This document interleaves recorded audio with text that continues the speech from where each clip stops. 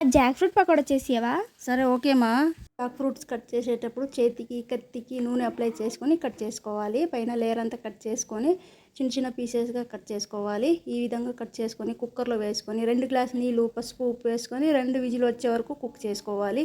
ఈ విధంగా ఉడికించుకుంటూ నీళ్ళంతా వంపేసి ఒక బౌల్లో వేసుకొని 1 కప్పు ఉల్లిపాయలు, పచ్చిమిరకాయలు, కొత్తిమీర, అల్లం వెల్లుల్లి పేస్టు, కారం, జీలకర్ర, గరం మసాలా, ధనియా పొడి, పసుపు, ఉప్పు, శనగపిండి, బియ్యం పిండి వేసుకొని మొత్తం అంతా కలిసేంత వరకు కలుపుకోవాలి. ఈ విధంగా కలుపుకొని సైడ్ పెట్టుకోవాలి. వేయకుండా అందులో ఉండే వాటర్తోనే మొత్తం అంతా కలిసేంత వరకు కలుపుకొని సైడ్ పెట్టుకోవాలి. ఈ విధంగా కలిపేసి సైడ్ పెట్టుకొని డీప్ ఫ్రైకి సరిపడా నూనె వేసుకొని హీట్ అయ్యాక పకోడా వేసుకోవాలి.